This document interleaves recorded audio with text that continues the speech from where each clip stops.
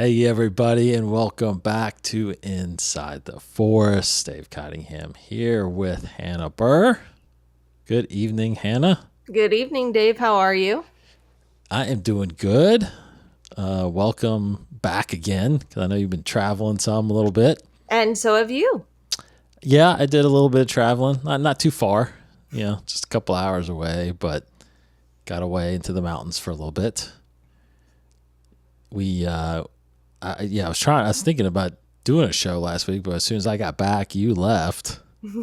Yep. So we didn't get a show out last week, but we are back at it, back to work again for the foreseeable future. Yep. Till probably the holidays, I guess, where I will be traveling back down to Disney. Yeah. So, yeah, I'm going to do Christmas again. It's been a few years since I did Christmas down there, so That'll be looking good. forward to that. Looking forward to that. Can't and thinking of Disney and thinking of that area, man, can't be remiss to feel really bad about anybody's lives affected right now by these hurricanes that have been going through there. You kind of got some rain, I guess, while you were there. Yeah. So were you before or after Helene went through? Before. You were before, okay, Yeah. I was over the weekend before Helena. So we had all those like little rainstorm.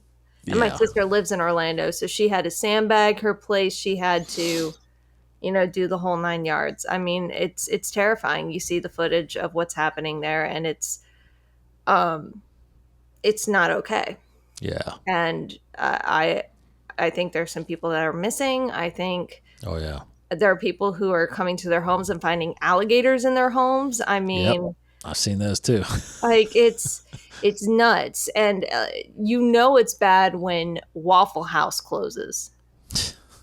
Well, And yeah, yeah. and Disney closed. Disney Yes, closed. Disney closed. Yep. But speaking of Disney, thank you to the workers at Disney who decided to hunker down in the resorts and entertain the kids there, Yes. entertain families, just finding ways to help people get through it and make it feel like that they still have a magical experience even though they're not able to enjoy it at the park. Right. Yeah, a few years ago, it was either 20, I think it was 2016. It was our second trip down there, second year in a row, and we were staying at the Polynesian, and there was a hurricane. I can't remember which one, but there was a hurricane coming, and we left on a Sunday. I remember we left on a Sunday, and we literally were the last flight that left the airport because, and it was one of those ones that it was kind of weird how literally, like, in the movies where you're on the runway taking off, and there's this, all of a sudden you could feel the storm coming. Oh man. And it was getting really dark, and I do remember Disney at the time when we were there that weekend talking about how they were going to shut down. It was that at that time it was the first shutdown they had in years.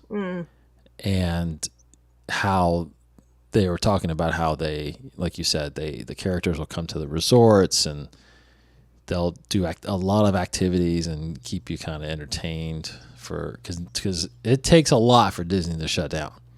It absolutely it does. takes a lot. But I like, don't get me wrong, Orlando did get hit, but it didn't get hit as bad as Tampa did. Correct. Yeah. No. And St. Petersburg, I think. It's just Yeah. it's nuts.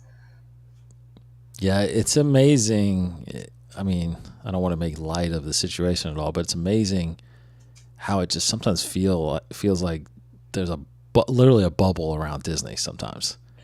Yeah, it's really bizarre. It's really bizarre. It's really bizarre how he selected that area, and it's yes, storms come through there, but it doesn't really, you'd imagine out of all the hurricane activity that something would be damaged there, like Something. the castle or the Epcot Globe or something. And I honestly can't think of something that was actually quote unquote damaged at Disney. The only like big, like, I don't even know if you could qualify this as that, but the bear that got into the park, yeah, like that was a big thing. I think it's because too Disney is so trained to act on the spot. Mm-hmm. I mean, like Yeah. there are tunnels underneath, and I'm nobody told me this, Yes. but you read articles about how there are tunnels underneath. I mean, it makes sense how characters can get from one Yeah. place to another. Um, but if something happens, they just quickly pull the people down underneath, and boom, Yeah. nobody ever sees it happen. So actually, I'm curious if there ever was something that was like destroyed or damaged at Disney during a hurricane. Yeah. I don't think so. I don't think so because there's really, I think you can count them on, your hands how many times they've actually closed because of weather. It's very, very, very rare. Very rare. So Ooh, oh, sorry, I so just saw in an a way, article. yeah. At least 14 deaths were confirmed after Milton hit. Yeah. Hey, yeah, Yeah. yeah. Our thoughts and I know everybody hates saying thoughts and prayers, but No, absolutely. Thoughts and prayers to the families down there and everybody affected. Yeah, it's amazing how unique and attractive Florida is, but it's such a dangerous place to live during hurricane season. it absolutely is. Okay, but anyway, we're not weather experts. We're Star Wars people. So Yeah. thanks again for joining us for Inside the Force. We are going to talk some news on this episode. Got some things to get from Hannah. She's been a little MIA a little bit on this for a little bit. She's had a lot of work to do recently. Yeah. Gearing up for some more work here soon. Yeah. Yeah, but we're back at it again, and of course, thanks to our patrons that have been with us and support us. We are going to be talking about doing our next commentary here very soon. Could be as soon as this weekend. So we will let you all know as soon as we know. And any of our patrons, not just our master patrons, any of our patrons are able to join us on the live stream if you guys want to watch it with us as we do episode 4, A New Yes. Hope, next. The one that started it all. Yeah, which is a good segue to kind of what we'll be talking about a little bit today also here in a little bit, which is the possibility of a season 2 of Obi-Wan Kenobi. Yes, So, I did read about that. yeah, so we'll talk a little bit about that. But first, I wanted to kind of touch on a couple things that I know we both, well, separately, we've both been kind of experiencing.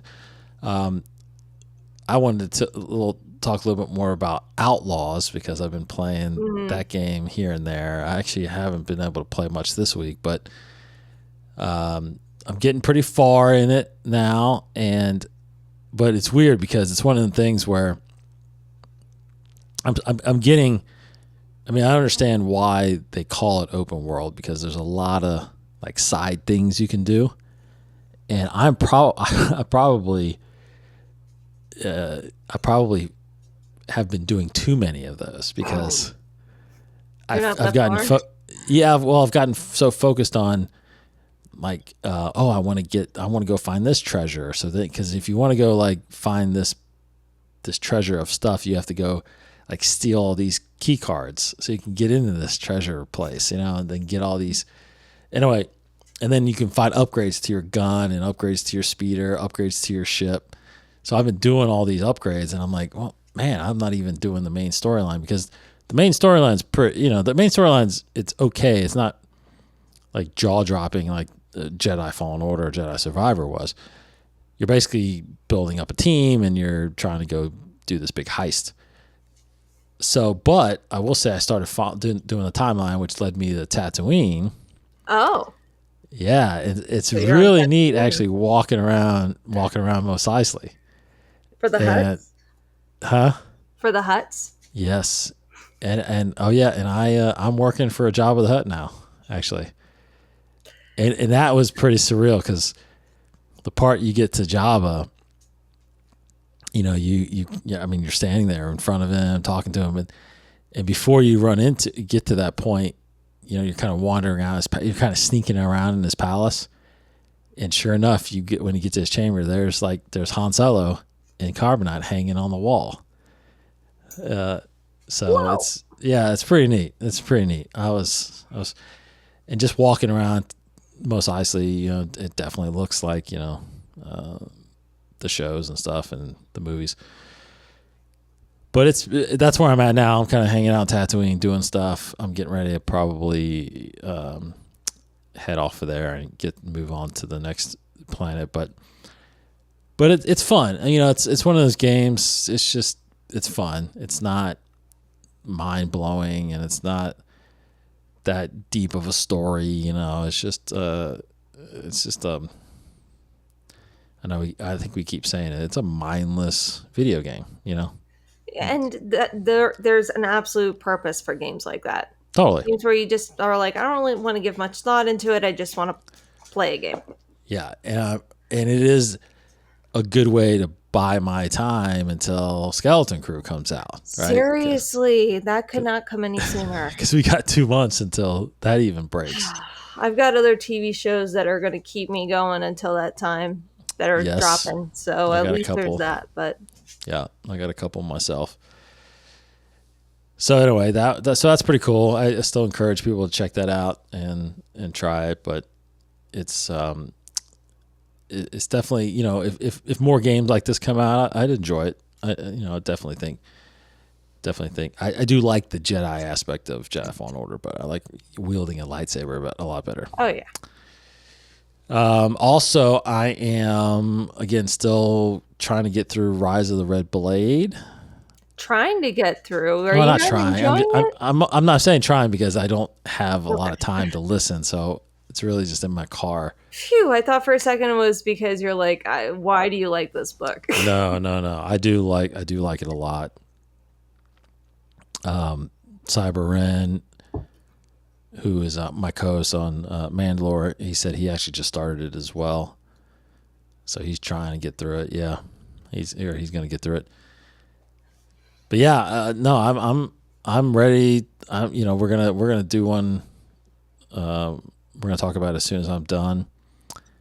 It's definitely up there on one of my favorites for sure. Yep, absolutely. It's getting there. It's good. Yeah, and I don't think I'm even really. I'm little more than halfway through it, but I feel like there's some crazy stuff that's about to happen. So yeah, we'll leave it at that. Okay. All right. Okay. So, one thing I did want to talk about, because your trip to Disney. Mm-hmm. I remember, because we haven't talked about this since you were last on the show. I saw something, an article that talked about how Disney Parks is seriously considering, or they're at least talking about it, kind of removing the, how do you say it, the canon timeline of Galaxy's Edge. Oh, thank goodness. Right? Okay. So. Oh, please. Yeah. So what are your thoughts about that? I understand what they were trying to do, because they were trying to ride on the hype of the sequels. Mm-hmm. Which I understand, like, that's a marketing technique. I get it. We all get it. But the continuity, like, they should have from the beginning made it like the Avengers Campus. They should have made it. And I mean, the thing is that there was even an article saying that Mandalorian and Grogu were going to make a guest appearance on Smugglers. Was it? They are. That's yeah. Right. And to me, that's like, well, right there, you're breaking the continuity of time, because that makes absolutely no sense. Correct. Unless Grogu is like a teenager at this point. Yes.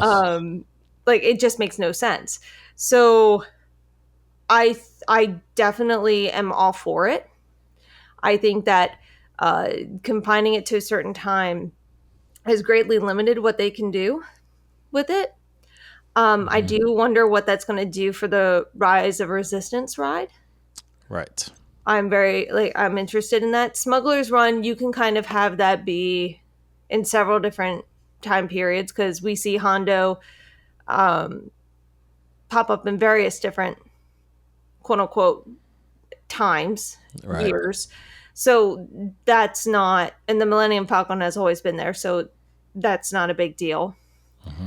But I've always had a problem, and I understand why they did it, but I've always had a problem with the fact that Batu is its own thing, and then you had Star Tours is its own thing, and then you have the Star Wars launch bay is its own Yes. thing.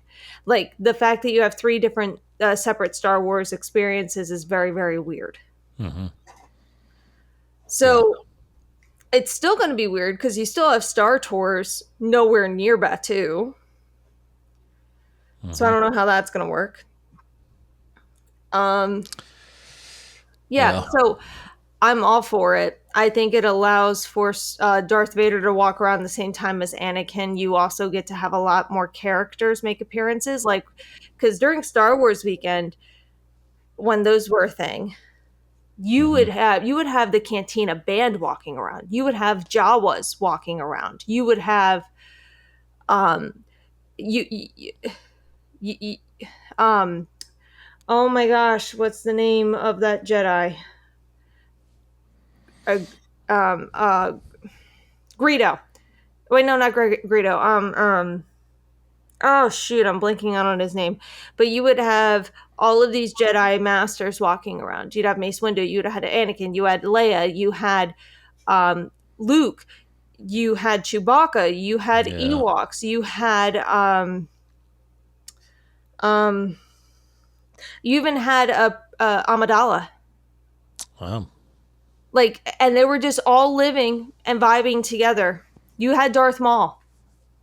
You had all these different bounty hunters. Like, they were all just roaming around because it didn't matter time wise. So imagine having that Star Wars experience where you're not just limited to these specific characters. It opens the door for all these other characters. Yes. So I'm all for it. Yeah. I mean, I think. I mean, obviously, I really don't. It doesn't really. It wouldn't bother me if characters from different eras are walking around at the same time. No. But I've always kind of said I think it would be cool if they kept characters in the same era. If they kept characters in the same era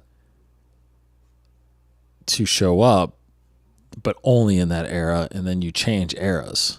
You know what I mean? Like right now, like you said, you're in the sequel era right now. Well, just because the rides are the rides, like that's I think you can separate that, right? And just have the areas of Batu be changed on the eras, because you can easily do that. Like you said, maybe the flags or the merchandise that you see. I mean, just think about it like that. Like right now, you could change it easily to like the Clone Wars era, Yeah. and still walk around Batu like the Clone Wars era.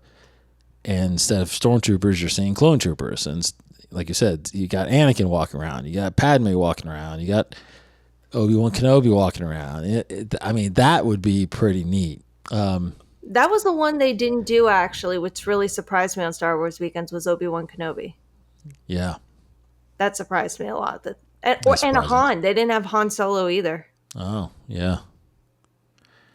Yeah, I just think you can do, if you did that, I think that would just make so many more people want to go back each time when, these next 4 months, it's the Clone Wars era, and these next 5 months, it's the reign of the Empire era. And it's like Palpatine walking around and Vader and the Imperial Guards. And, I mean, you can really have some fun with that. And I mean, to me, that would be more entertaining than going to the rides. Like just walking around and seeing the new areas, seeing new characters. Like you said, I think that just allows for more meet and greets and picture opportunities. That's what people want, man. They want to go and just take photos with their favorite Star Wars characters. And Yeah. so it does. Yeah, I think if you were like really trying to stick to canon, then yes, I think the rides kind of deflate that a little bit. But I'd say you just separate the rides, because there's no identifying marks with the rides. And yeah, I mean the Falcon, like you said, the Falcon's been around forever. Almost the whole entire Skywalker saga. I mean, it has been around for the whole entire Skywalker saga. So you can get away with that. And Rise of the Resistance is practically hidden. So Yeah, exactly. And of course, when Rey is coming back with this new movie, you want her to come back and walk around there at that time period. I right. mean, so I do think that they should entertain that and think about that, because unfortunately, like the Star Cruiser didn't work out. And, I think that might have been a big problem with it too, is that you kind of pigeonholed yourself into a timeline, and you didn't make it open for kind of all ages, and eras. Because like me, I do want to see like, Leia walking around and Luke walking around. And I mean, that would be pretty awesome. It really would be. But this is something that cannot change. The Ronto wrap. Oh, correct. Oh, yeah. Whoever designed that, if you are listening, I don't think you are, but if you are, you deserve a raise. It is, I think it's one of the best bites of food in Disney, hands down. I agree. No, I totally agree. So good. So good. Totally agree. Yeah, we get one every time.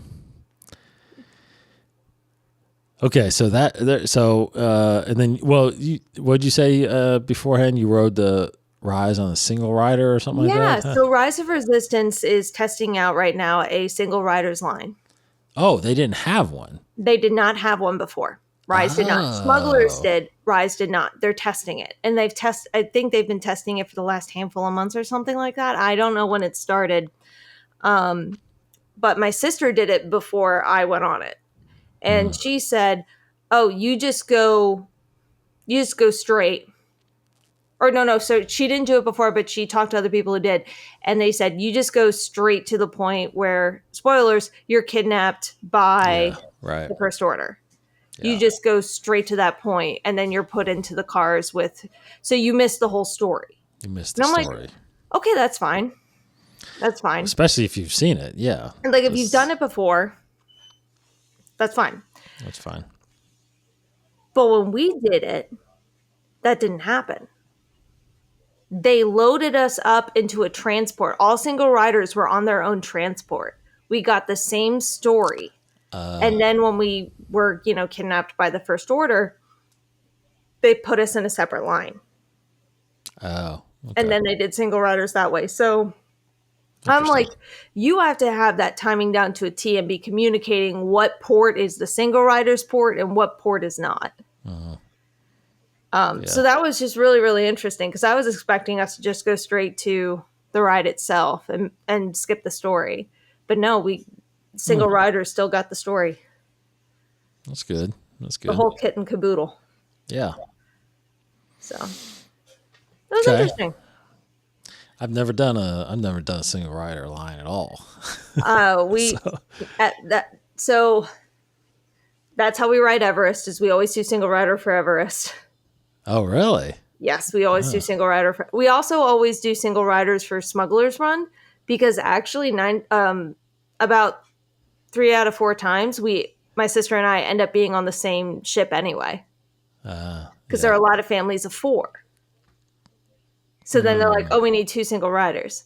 The one single rider line that I did that I will not do again, because to me, it's either the same time or longer as Rock and Roller Coaster. It's because there's a wait for that, a big wait for that. We did the single. We saw that the wait was 60. No, it was like 50 minutes, and we're like, okay, we'll try single riders. And the guy up front's like, just to let you know, there's no weight difference. Wow. In fact, you might be waiting longer. And we're like, let's just try it. We got time. Let's just try it. We tried it. It was like 5 minutes shorter. Wow. than the main waiting line. So I was like, yeah, this was not worth it. Yeah. We rope drop Tower of Terror and Rock and Roller Coaster all times. No one goes there. Rope No, drop. So whenever we, let's see, we normally don't rope drop Hollywood. We rope drop Magic Kingdom, and we rope yeah, drop Animal Kingdom. yeah.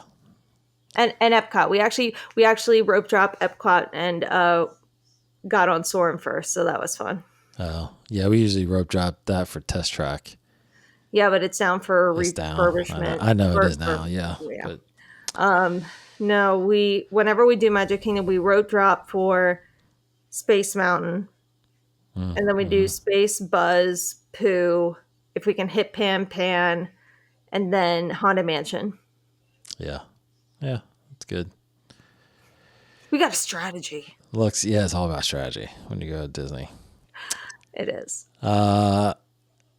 Okay, so little bit on the release schedule because there is some new stuff, a lot of new stuff coming out here. In fact, next week, finally, this novel about Mace Windu drops, The Glass Abyss. I cannot wait to read that. Yep, finally comes October 15th. And then Reign of the Empire, February 25th, The Acolyte, Wayseeker, May 6th, and then Trials of the Jedi, which is the end of the High Republic series, is now has a date of June 17th. So Trials of the Jedi. So yeah. behind. I know, so behind on the High Republic stuff. It's going to take some time for me to get caught up there. On the comic side, there's actually, a little bit of a break right now in comics. There's not so many comics out there right now. Right now, you got Ahsoka, the adaptation of the series. So number 4 drops. Number 4 actually dropped this week, along with Ewoks number 1, and then next week you've got. Right now, there's a series out that the Battle of Jakku. Number 2 drops next week, and then number 3 drops at the end of the month, October 30th. So right now, those are your only comics that are coming out in October because Star Wars ended and Darth Vader ended. Those 2 stories were taking place between Empire and Jedi. Mm-hmm. And so you're gearing up for some new comics that are going to be hitting the shelves here soon in November, December. So keep you apprised on that as soon as that happens. Okay. Obi-Wan. So let's talk a little bit about Obi-Wan because there was a fantastic interview that Ewan McGregor did at a Comic-Con. I think it was Los Angeles Comic-Con or Hollywood Comic-Con or something like that. And they also kind of adapted it and put it into an Entertainment Weekly article. That's kind of what I read. And then I eventually saw the clip. And in this interview, they happened to just mention, and I don't think I guess he was there to just talk Star Wars, but it wasn't necessarily like an Obi-Wan thing or anything like that. But they just happened to ask him about Obi-Wan. And of course, he says he's willing to do it again. But he dropped that they are exploring options for a season 2. Now, this right away is strange to me because if anybody followed all of the hype and press and theories that were happening before we even got an announcement that there was going to be an Obi-Wan series, right? Ewan McGregor would be, for years, I think at least 2 years, he was promoting other films he was doing, but he kept getting asked, are you going to be Obi-Wan again? Yeah. And what he kept saying, no, we haven't talked about it. But he clearly admitted later he was lying for like 3 years because he's under this big NDA with Disney. He can't say a word. And he even admitted later, he's like, yeah, I've had to lie to everybody over the past, even my family, over the last couple of years because couldn't talk about it, even though they were working on it. So it's surprising to me that he actually is now kind of talking about a season 2 even before, one is even announced, because, when you're under NDA and there's, secrets, but I feel like they're at a point, it's Disney right now, or Lucasfilm especially. I feel like they're at a point where they kind of need the hype, and they kind of need the people talking about this stuff, and whether or not and really, to be honest, Anna, I think it's more fan engagement to see if this is something they should actually do. I wouldn't doubt that. You know what I mean? So maybe they're letting him kind of tease this thing out there just to kind of gauge the excitement, which, I mean, according to that room, like, everyone was pretty much excited. He did point out one guy that said, like, no. And he's like, what? He goes, that guy doesn't want a season 2. I wouldn't be surprised of that, especially with what just happened with Acolyte. I know, but, Ewan McGregor right now is kind of gold. Oh, he is. But this is the question is, do you purposely make stuff to only service fans? Right. Or do you make stories because they're good stories? Yeah, or there's the attempt to maybe try to do both. Well, no, I know there's an attempt to do both, but I feel like, at least with the Acolyte, it was, hey, let's try something different. Let's try to tell a good story that people aren't necessarily asking for. Yeah. But let's try it. And it didn't work. For someone like me, I don't feel like we needed an Obi-Wan series. I love that we got it, but to me, it was more fan service than it was telling a story. So I know it's a delicate game because, unfortunately in our business, we could make any story we want, and there are a lot of people who worked on it, and that's somebody's baby. That's a lot of people's babies that, like, they're just kind of throwing their heart out there. They're throwing their passion out there to be criticized. Yeah. And I know it's a delicate balance because, unfortunately, money is a huge part. We're in the business. It's a huge part of the business. But where is that line? Where's that line where you go, fan service is more important than story? Or is story more important than fan service? If that makes sense. Because I don't know what story of Obi-Wan's you would tell. I don't know what that next chapter is, except for training with Qui-Gon, which it'd be great to have Liam Neeson back. Well, but see, that's the thing is I think I think what Lucasfilm has been doing since they bought the franchise. I think that I could be wrong, but what it looks like is I think they've seen the layout of what's out there, and they've been trying to fill the gaps of all these years that take place in between the movies. And the biggest year gap right now that we have, well, before the prequel or before the sequels came out, was the 19-year gap between episode 3 and episode 4, right? And there is a lot of story there because, not only with Obi-Wan and with Anakin or Vader, but the entire buildup of the rebellion. Because, we saw it start. Well, we actually really didn't see it start until we really got into like Rebels and Andor now. And because it took years for it to, that's what we're kind of learning. It took years for this thing to really get going. But now that we have this 30-year gap between episodes 6 and 7, I don't see them stopping trying to fill that gap, which is a major hole because we have already talked about that, how there's so much there that, especially the Shadow of the Sith book, that explains a lot of, explains a lot of what happens in the sequel trilogy. But why are they so focused on this space. Like, don't get me wrong, Ian McGregor's gold. This has nothing to do with him Hmm. specifically. I'm just really curious as to why they're really honing in on that specific time instead of that gap, especially with love you, Mark Hamill. I love you. I love you, love you, love you. Harrison Ford, I love you. But they're very mature at this point. Yeah.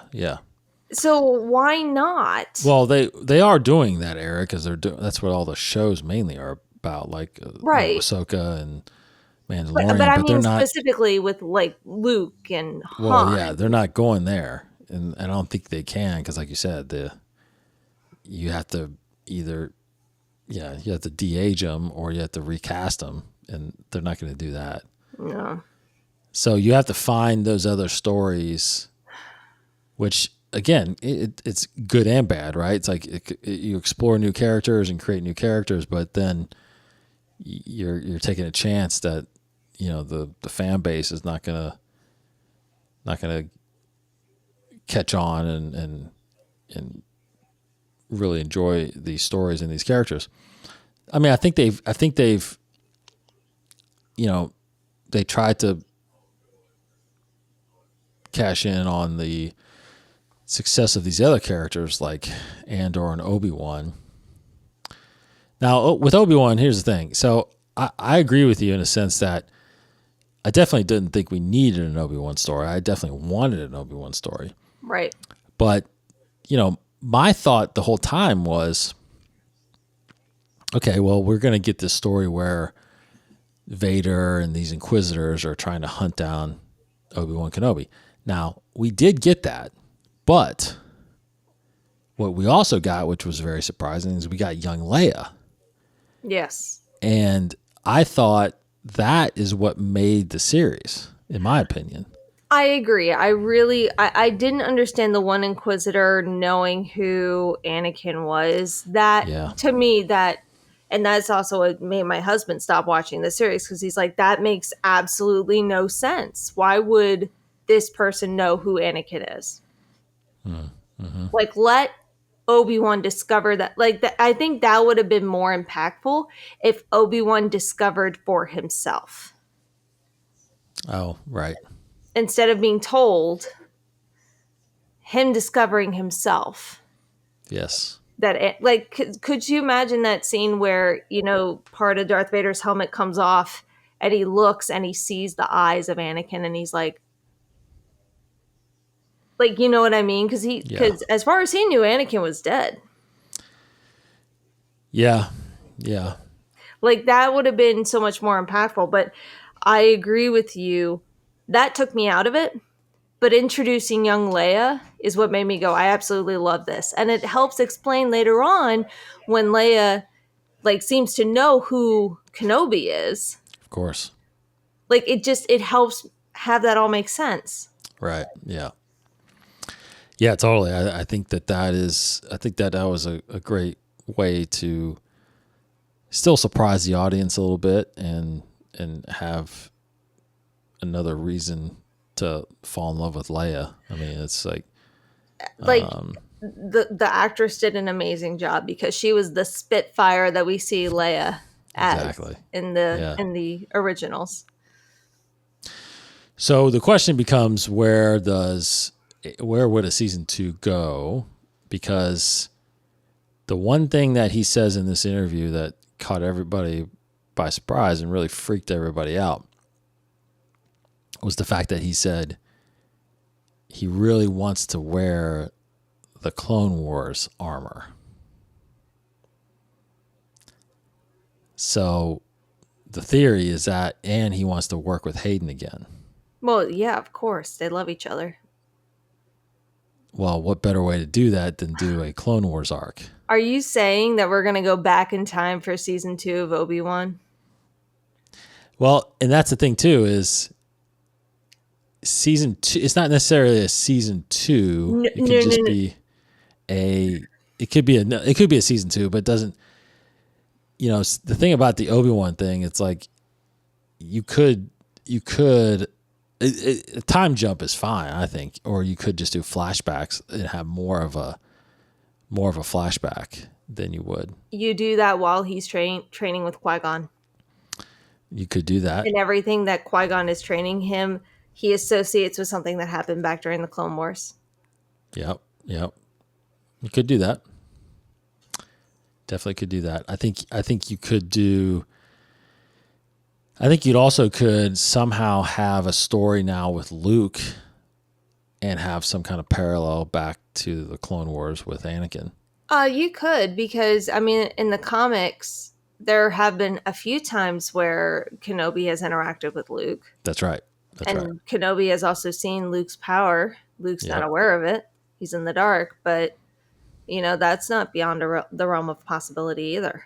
Yeah, because you had the first season be an interaction with Leia. Now you have one with Luke, and I think that could work. I mean, you could still also.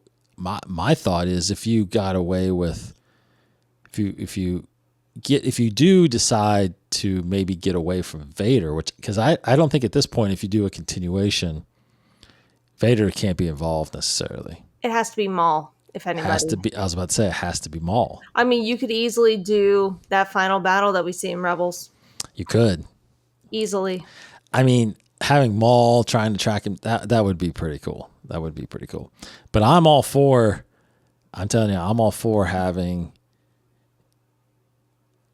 Yeah, because my dream scenario, honestly, would be to do an unfinished Clone Wars arc and have Obi-Wan, have Anakin, and dare I say, bring Natalie Portman back. I mean, heck yeah, you can bring her back. You could even do the whole bit when Anakin gets his scar. Totally. You can do that. I mentioned this to Martin because we had this topic we did a council session on this that I haven't released yet. But on there, we talked about it, and I said, what better? Because here's the thing about it, because I think you would love this. Because, a Clone Wars arc is one thing. Just doing a battle, to me, that's not interesting. Like, we've seen them. What storyline in a Clone Wars arc would be interesting? And what I thought of was, how about the origin of Asajj Ventress? I would love that. I mean, Yes. we get a little bit of that in the Dooku audiobook, or audio drama. It's not a book. Yeah. But that would be really, really good. Yeah, like the really good. live action version of her too. Yeah. Because in the Clone Wars movie and then the series, she kind of just shows up and everybody kind of knows who she is, and no one really knows where she came from yet or how she got discovered. And I mean, obviously we know because of backstories later that she's a Night Sister and all that stuff. But no, that would be great. That would be pretty neat. But seeing Anakin and Obi-Wan together, I think that would be pretty incredible. That would be, absolutely. But that's the thing. It's like, is it time to get away from that character? I mean, the problem is if Ewan keeps wanting to do it, I'm not sure how you deny it. I don't know how you do that either. You know what I mean? Like, I don't know. That's a tough one.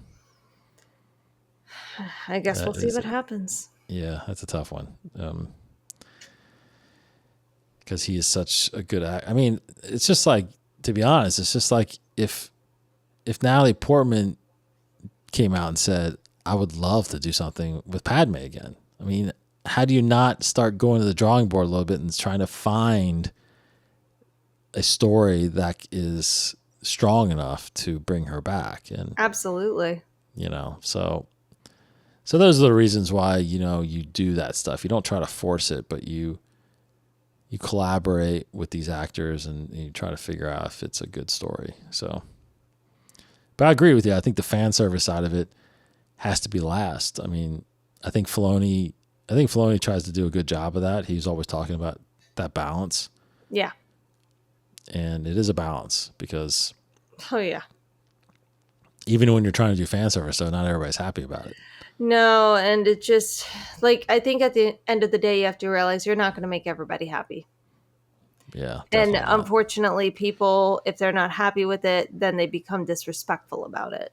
And I think there's a difference between saying, hey, that's not my cup of tea, but I still respect the fact that a bunch of people worked on it. Somebody thought of this, somebody Yeah. poured their heart and soul into this, and this is their creation, this is their art. So I'm not going to crap all over it. I'm not going to disrespect it. It's just not for me. And I Yeah. just wish more people did that. Yeah, agreed. Definitely agreed. Okay, well we'll see if this happens. Doesn't look like there's not going to be much announcements going on. I think the next big announcement could be in April when Celebration returns to Japan. Which is really, first off, I'm very happy it's in Japan, but it's very interesting that we might not be getting any announcements until then, which means we're probably not getting something the beginning of next year, which is really interesting. That's a whole quarter they're missing out on. Yeah, Skeleton Crew starts December 3rd, and I think they may have put the schedule out already for it, But December 3rd, so it'll run through what, mid-February? It'll probably wrap at the end of January because December 3rd is a double episode. Yeah, you're missing the majority of a quarter right there. Oh yeah, yeah. Now I don't know if obviously there could be some announcement, but I don't know how you don't do anything. You can't really promote anything before Skeleton Crew comes out. Right. So yeah, so you might be promoting something maybe in February, and then by the time it comes out, it'll be Celebration probably. So Right. I just find it weird that we haven't heard anything coming right yeah, up. well, I think we know Andor is shot, and that's coming out next year. Yes. The rumor is Ahsoka starts shooting next year. Mm-hmm. But there's rumors about another animated series that's been worked on, so who knows Maybe when that'll that's going to drop. come out. Maybe that'll drop. So, but next year is going to be light. I mean, it sounds like it might, and that was kind of Bob Iger's thing, right? Not doing as many shows. So Quality over quantity. quality over quantity. I don't agree with that, but hey, do what you do. All right. Thanks everybody for hanging out. Hope everybody again down in Florida stays safe, and hope everybody else keeps them in your prayers and thoughts and all that. So as we get through some of these tragedies around town, around the country. Yeah. Do we have any comments? I don't think Are we saving that? Are we saving that for next time? We'll probably do those next time. Yeah, looking at how long we've been going, I think maybe we save that for next I time. didn't have anything ready, so next we'll time. get some comments going next time. Thanks, Hannah, as always, for joining. Thank you, Dave, as always, for the invitation. Yes, we will see everybody next time. Have a great weekend and start to next week. Got a council sessions dropping for you guys. Hannah and I have talked about some more beyond the sagas we got to do, and then of course we'll let everybody on Patreon know about our commentary time that we're going to do, which is episode 4, A New Hope. So thanks everybody. Take care. May the Force be with you.